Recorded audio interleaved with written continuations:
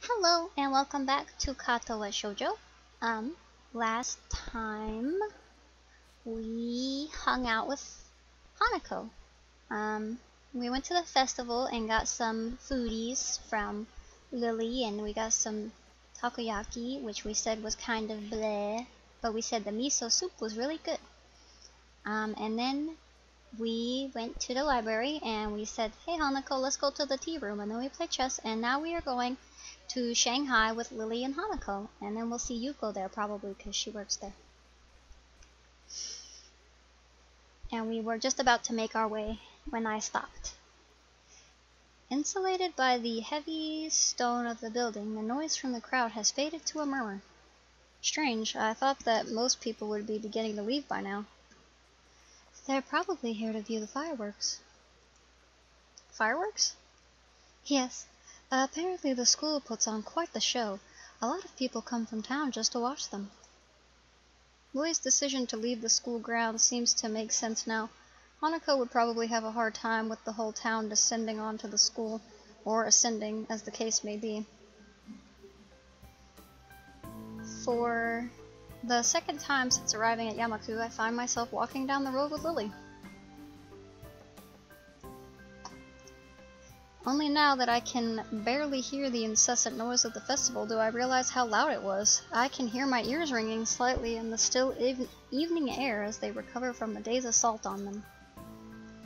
Hanako clings to Lily, but still manages to guide her along the road and avoiding the occasional gaze from curious pedestrians appears to completely sap her constitution.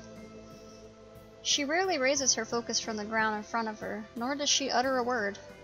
Lily, on the other hand, maintains her prim and proper persona just as she does in school.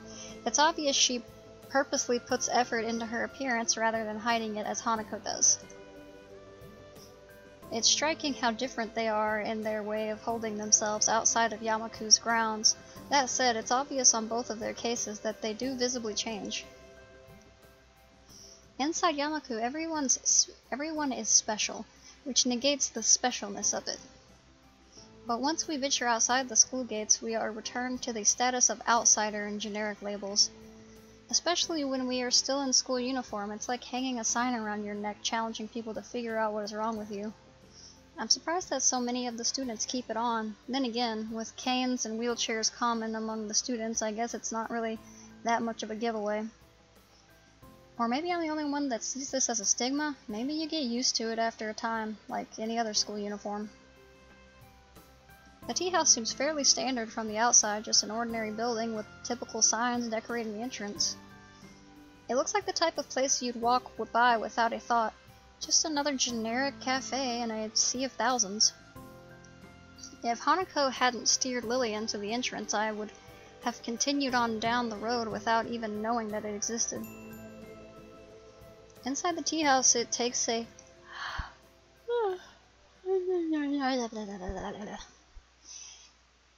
more traditional feel. Everything seems to have been made from the same lump of timber, from the counter and benches to the high-backed booths around the walls. But the most striking feature of the room is the lack of life. I think I can faintly hear something bubbling away in the background, but otherwise the room is silent. Without any direction, we simply wait near the entrance, politely obeying the "please wait to be seated" sign. Yeah, is this place closed or something? There she is. She got her little buns. The sound of a chair falling over echoes throughout the empty room, and a head shoots up from inside a booth. I wasn't asleep, and welcome to Shanghai. Yuko, dressed in a pastel apron and clutching a menu, rushes to greet us. Her misaligned glasses and ruffled hair cast suspicion on her previous statement. I think the fact that she said her statement at all makes it suspicious.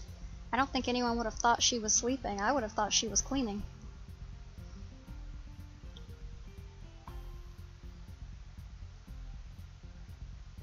I gotta be hydrated. But whether she was asleep or not isn't the first question that leaps into my mind. You work here now? What happened to the library? What? Lily? Hisao? Welcome to the Shanghai. Oh no, her glasses fell. Yuko, still waking up, jerks into a violent bow, dislodging her glasses in the process. Ugh, my glasses! As I pick up her spectacles off the floor, Lily offers an explanation. Yuko works here part-time as well as at the library. It's one of the reasons we like to come here. Yuko takes her glasses from my hands, shakily putting them back on. Yes, that's right, thanks. Shall I show you your table? There's no one else here, so you can choose your table and order whatever you like. But there may be a delay, as I will have to make it myself. It's alright, Yuko. Just a pot of black tea and a plate of sandwiches will be fine. Right, I'll get right onto that. Yuko hurries off to the back of the cafe, leaving us still standing at the entrance. She pushes the swinging half doors open before realizing that she hasn't seated us. I'm sorry. Please sit wherever you'd like. I'll be right back. Following her advice, I lead Lily to the nearest booth as Hanako follows. Sitting animation. As I begin to sit next to Lily, I realize how appropriate this place is for Hanako. The high-backed booths totally separate you from the rest of the room, and it doesn't look like it gets all that many customers.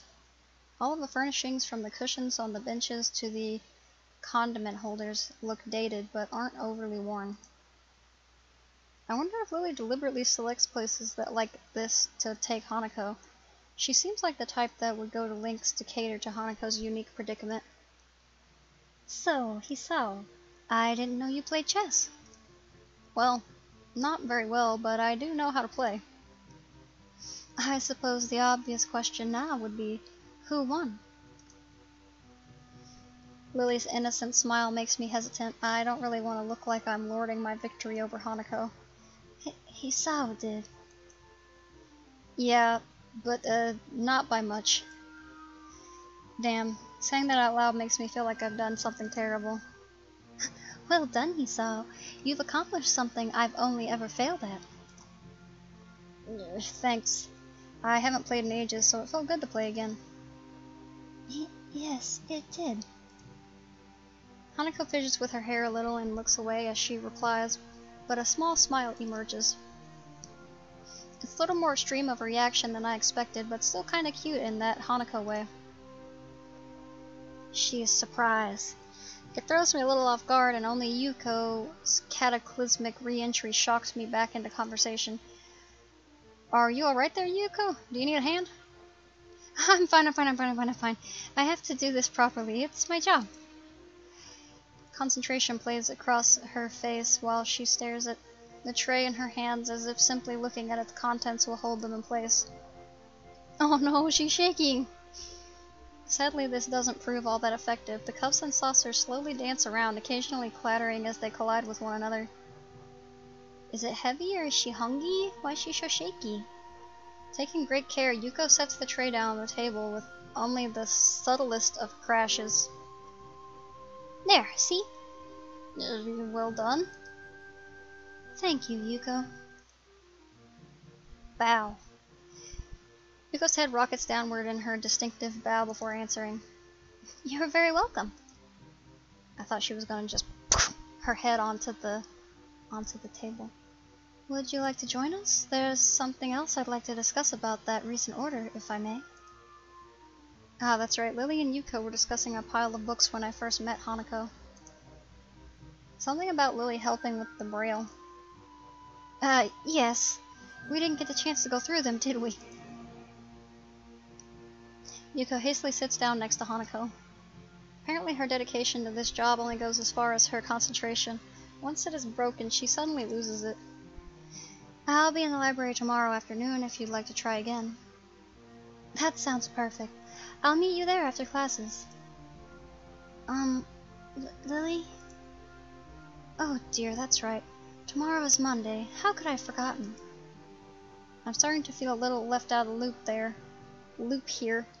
Then again, that's to be expected. I have been here for barely a week, so it's impossible to know everyone's schedule. Well, perhaps we could come to some other arrangement. Yuko, will you be in the library later in the week? Maybe, but this is already overdue. And there are some things I Need. This might be a problem. Lily ponders for a second before discovering the answer. I wonder, might we be able to enlist the help of another, if need be? To do what? You lost me quite a bit some time ago. Being volunteered for something without even having the slightest idea what is going on isn't really my thing. And here I thought I had finally escaped the clutches of the student council and their repeated attempts to recruit me. Oh, of course. The other day I was helping Yuko sort the new Braille books in the library. But Hanako and I usually go shopping on Monday afternoons. It's quieter on that day than the weekends. Last week we couldn't go because I was busy with the festival. I managed to slip away later in the week, but Hanako couldn't make it. Well, since I can't read Braille, I'm assuming you'd like me to go shopping with Hanako? Correct. You were a great help to me the other day. I think I can handle that. Hanako, what do you think? If you wouldn't mind. Of course not. I'm still not familiar with all the stores in the area, so it sounds like a good idea. Okay. Now that we have that arranged, shall we have some tea? It's now that I realize our tea has been sitting idly by this whole time, getting no hotter. Well, now it'll be the perfect temperature to drink it. You can't drink it when it's too hot. Now it'll be the right amount of hot. It's my fault. Let me pour that for you. Yuko reaches out with shaking hands, but I intercept her. She looks in no state to be handling hot liquids. It's alright, I've got it. Since you've already made the tea and sandwiches, you've fulfilled your waitress duties, right? I guess. Yuko relaxes a little, but still watches eagerly as I share out the assortment. Ooh, what just happened? Oh, it's the fireworks. I was like, uh-oh.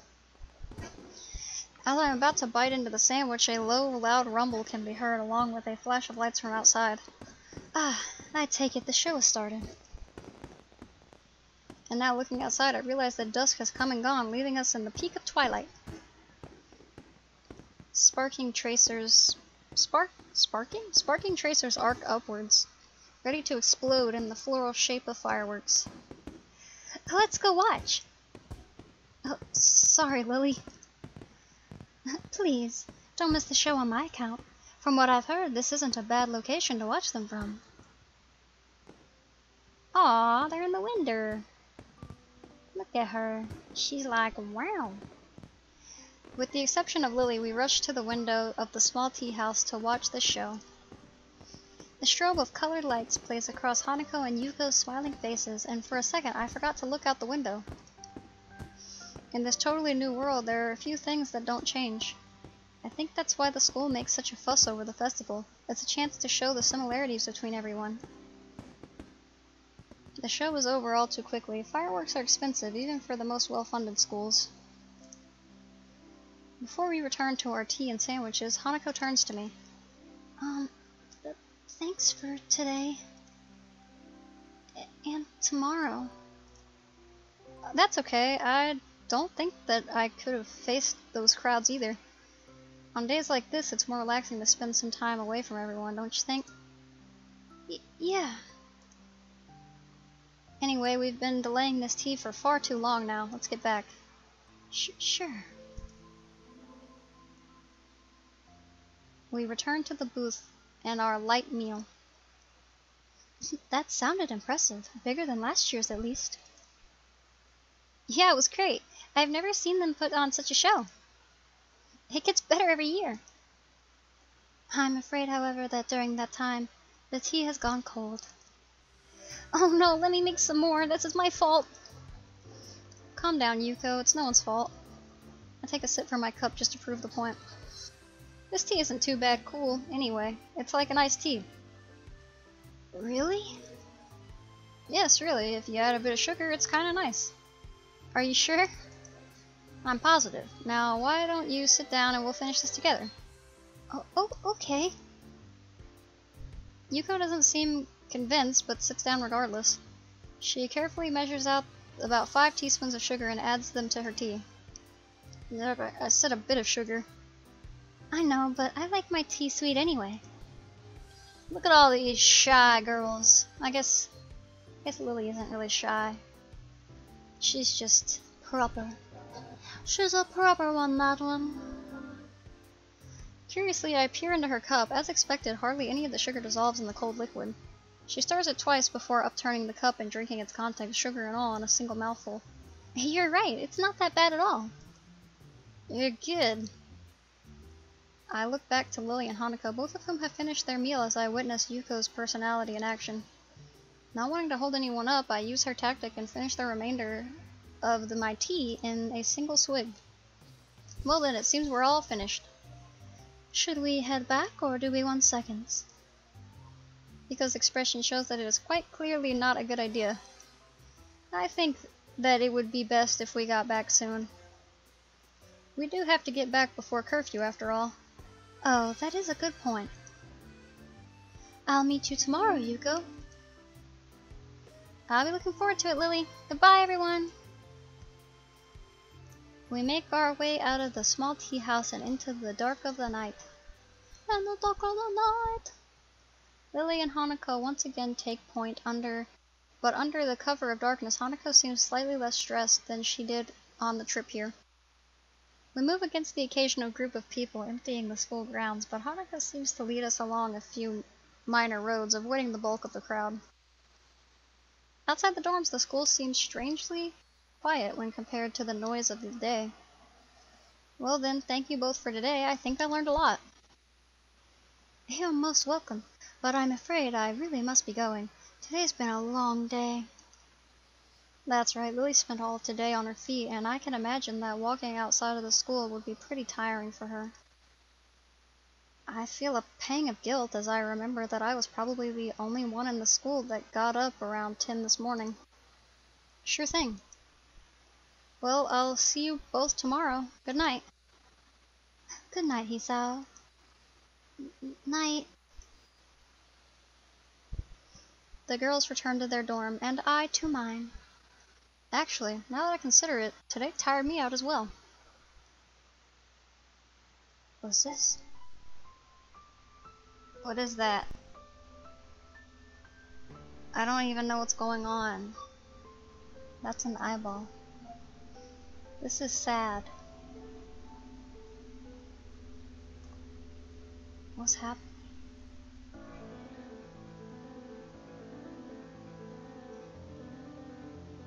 Oh my.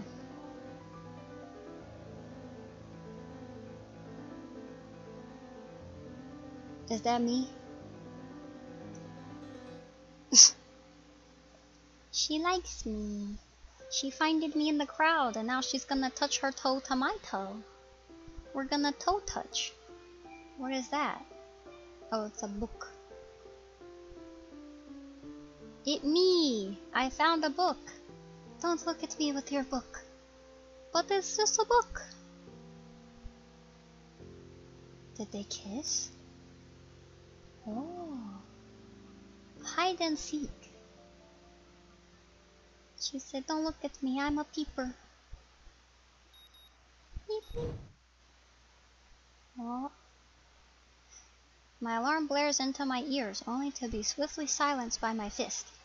Okay, I have now entered the Hanako route. I will play a little bit more. But I won't look at the walkthrough anymore, now that I've entered the route, even if I mess up. My body switches into auto mode, carrying my subconscious self out of bed and into my uniform. As always, my bottles of pills sit on my desk, patiently waiting for me to take them and pick out my daily dosage of medicine. 17 pills a day. That is a lot. Before I know it, I'm opening the door to Class 3-3. Glad to see that I'm not the only one who seems to be a little hungover from the festival week. Every face in the room looks gaunt. With the festival now over, it's as if everyone's life dreams have been achieved. With nothing left to live for, the students have relied on instincts alone to guide them to class. Or maybe I'm just reading too much into it. Maybe. I slowly make my way to my seat, and it's only then that I realize why the room is so peaceful. The seats beside mine are blissfully empty. The world's loudest interpreter, for the deaf, has yet to arrive. Just as I am about to sit down, the door flies open, revealing a resplendent Misha, drills bobbing from the dramatic entrance and arms outstretched toward the sky. Yahoo! It's all over! It would appear that not everyone is affected by the post-festival depression. The rest of the class glare at her, obviously thinking the same thing I am. Misha, still frozen in the doorway with her arms still in the air, nervously looks around. It's obvious that she senses the foul mood, but can't work out exactly what to do. Suddenly she jerks forward. Hey!